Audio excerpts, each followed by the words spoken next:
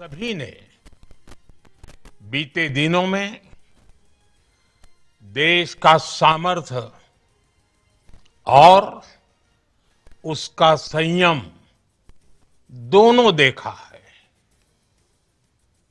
मैं सबसे पहले भारत की पराक्रमी सेनाओं को, सशस्त्र बलों को, हमारी खुफिया एजेंसियों को, हमारे वैज्ञानिकों को, हर भारतवासी की तरफ से सैल्यूट करता हूं। हमारे वीर सैनिकों ने ऑपरेशन सिंदूर के लक्ष्यों की प्राप्ति के लिए असीम शौर्य का प्रदर्शन किया। मैं उनकी वीरता को, उनके साहस को, उनके पराक्रम को आज समर्पित करता हूं हमारे देश की हर माता को, देश की हर बहन को और देश की हर बेटी को ये पराक्रम समर्पित करता हूं। साथियों, 22 अप्रैल को पहलगाम में आतंकवादियों ने जो बर्बरता दिखाई थी, उसने देश और दुनिया को झकझोर दिया था। छुट्टियां मना रहे निर्दोष मासूम नागरिकों को धर्म पूछकर उनके परिवार के सामने, उनके बच्चों के सामने बेरहमी से मार डालना, यह आतंक का बहुत विभत्स चेहरा था, क्रूरता थी। ये देश के सद्भाव को तोड़ने की घिनौनी कोशिश भी थी। मेरे लिए व्यक्तिगत रूप से ये पीड़ा बहुत बड़ी थी। इस आतंकी हमले के बाद सारा राष्ट्र, हर नागरिक, हर समाज, हर वर्ग, हर राजनीतिक दल एक स्वर में आतंक के खिलाफ कड़ी कार्रवाई के लिए उठ खड़ा हुआ। हमने आतंकवादियों को मिट्टी में मिलाने के लिए भारत की सेनाओं को पूरी छूट दे दी और आज हर आतंकी, आतंक का हर संगठन जान चुका है कि हमारी बहनों बेटियों के माथे से सिंदूर हटाने का अंजाम क्या होता है। साथियों, ऑपरेशन सिंदूर ये सिर्फ नाम नहीं है, ये देश के कोटि कोटि लोगों की भावनाओं का प्रतिबिंब है। ऑपरेशन सिंदूर न्याय की अखंड प्रतिज्ञा है।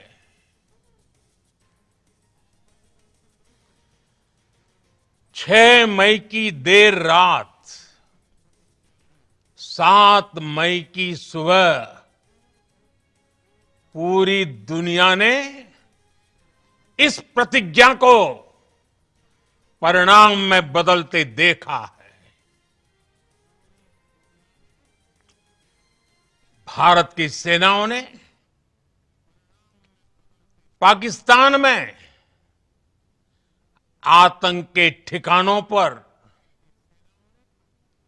उनके ट्रेनिंग सेंटर्स पर सटीक प्रहार किया। आतंकियों ने सपने में भी नहीं सोचा था कि भारत इतना बड़ा फैसला ले सकता है।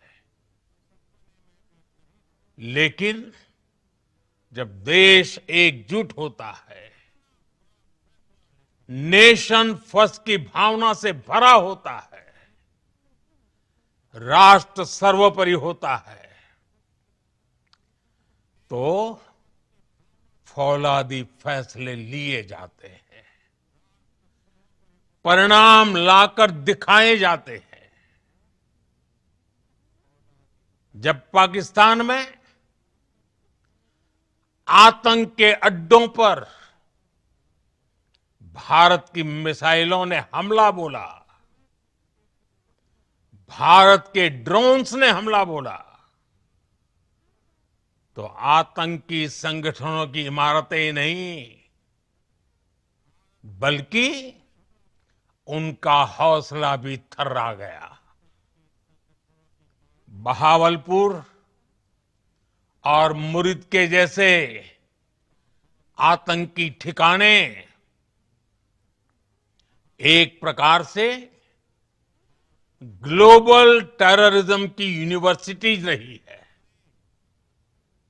दुनिया में कहीं पर भी जो बड़े आतंकी हमले हुए हैं, चाहे 9/11 हो, चाहे लंदन ट्यूब बॉम्बिंग हो, या भारत में दशकों से जो बड़े बड़े आतंकी हमले हुए हैं, उन सब के तार कहीं ना कहीं आतंक के इन्हीं ठिकानों से जुड़ते रहे हैं। आतंकियों ने हमारी बहनों का सिंदूर उजाड़ा था, इसलिए भारत ने आतंक के ये हेडक्वार्टर्स उजाड़ दिए। भारत के इन हमलों में 100 से अधिक खूंखार आतंकवादियों को मौत के घाट उतारा गया है। आतंक के बहुत सारे आका बीते 2.5-3 दशकों से खुलेआम पाकिस्तान में घूम रहे थे, जो भारत के खिलाफ साजिशें करते थे। उन्हें भारत ने एक झटके में खत्म कर दिया। साथियों, भारत की इस कार्रवाई से पाकिस्तान घोर निराशा में गिर गया था, हताशा में गिर गया था, बौखला गया था। और इसी बौखलाहट में उसने एक और दुस्साहस किया। आतंक पर भारत की कार्रवाई का साथ देने के बजाय पाकिस्तान ने भारत पर ही हमला करना शुरू कर दिया। पाकिस्तान ने हमारे स्कूलों, कॉलेजों को, गुरुद्वारों को, मंदिरों को, सामान्य नागरिकों के घरों को निशाना बनाया। पाकिस्तान ने हमारे सैन्य ठिकानों को निशाना बनाया। लेकिन इसमें भी पाकिस्तान खुद बेनकाब हो गया। दुनिया ने देखा कि कैसे पाकिस्तान के ड्रोन्स, पाकिस्तान की मिसाइलें भारत के सामने तिनके की तरह बिखर गई। भारत के सशक्त एयर डिफेंस सिस्टम ने उन्हें आसमान में ही नष्ट कर दिया। पाकिस्तान की तैयारी सीमा पर वार की थी, लेकिन भारत ने पाकिस्तान के सीने पर वार कर दिया। भारत के ड्रोन्स, भारत की मिसाइलों ने सटीकता के साथ हमला किया। पाकिस्तानी वायुसेना के उन एयरबेस को नुकसान पहुंचाया, जिस पर पाकिस्तान को बहुत घमंड था। भारत ने पहले 3 दिनों में ही पाकिस्तान को इतना तबाह कर दिया जिसका उसे अंदाजा भी नहीं था। इसलिए भारत की आक्रामक कार्रवाई के बाद पाकिस्तान बचने के रास्ते खोजने लगा। पाकिस्तान दुनिया भर में तनाव कम करने के लिए गुहार लगा रहा था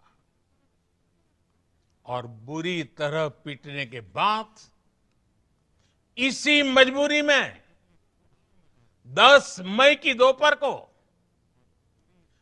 पाकिस्तानी सेना ने हमारे डीजीएमओ को संपर्क किया। तब तक हम आतंकवाद के इंफ्रास्ट्रक्चर को बड़े पैमाने पर तबाह कर चुके थे। आतंकियों को मौत के घाट उतार दिया गया था। पाकिस्तान के सीने में बसाए गए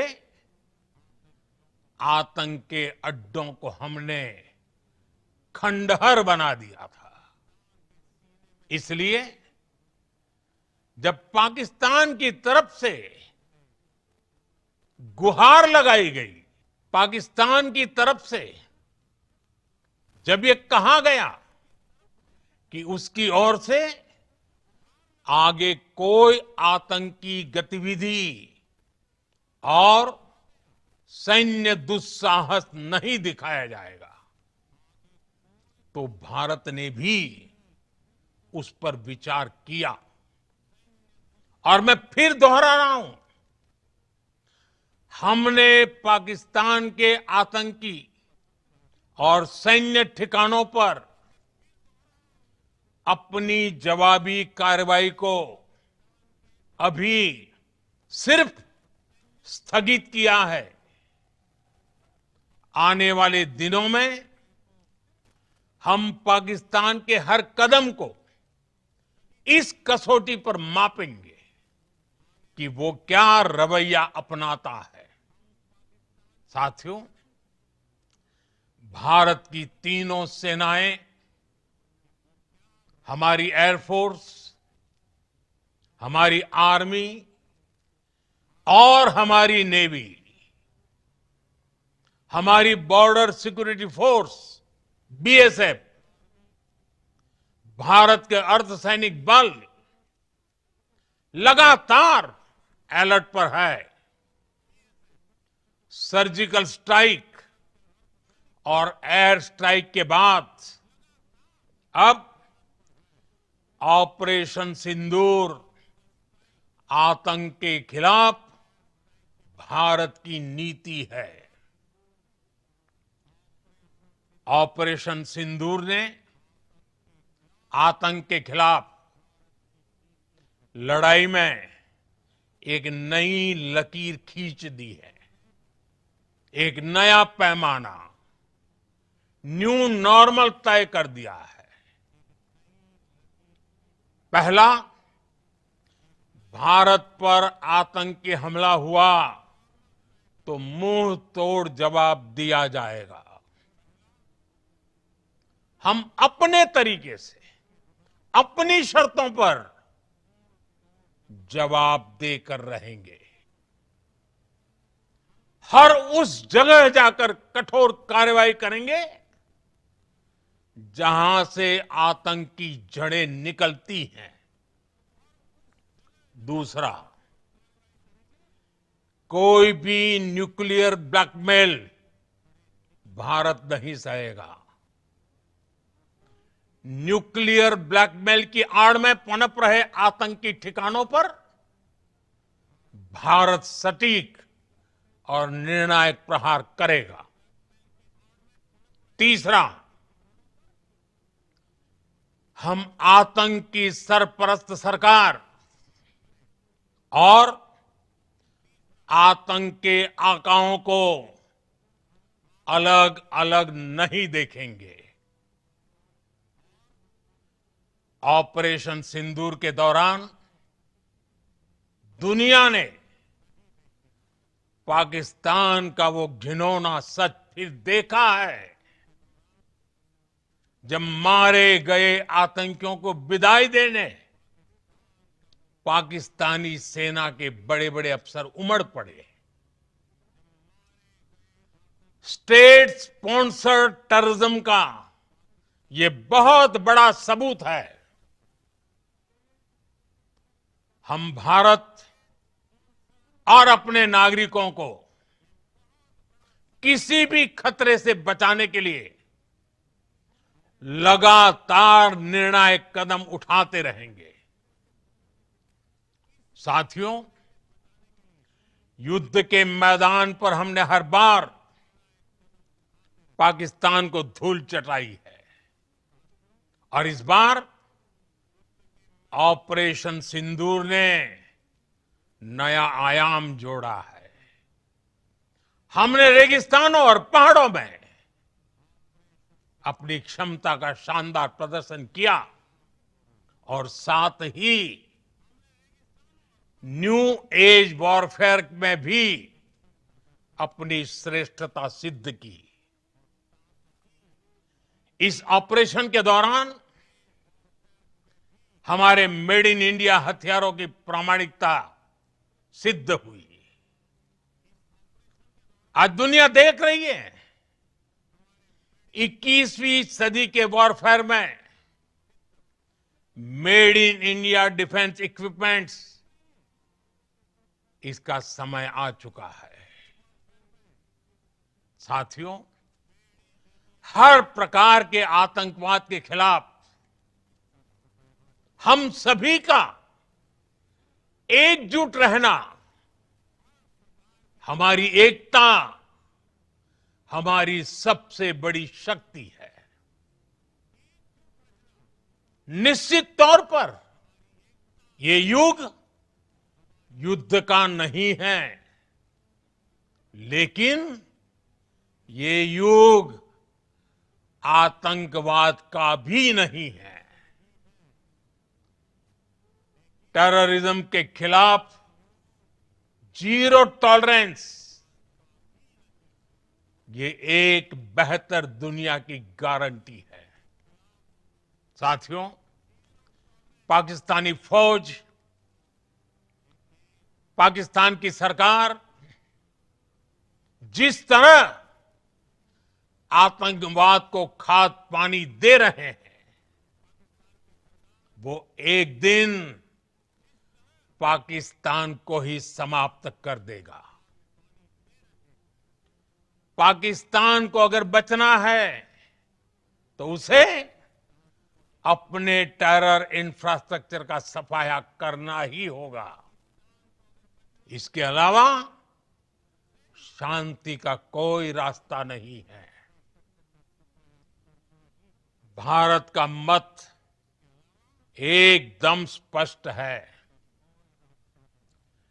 टेरर और टॉक एक साथ नहीं हो सकते।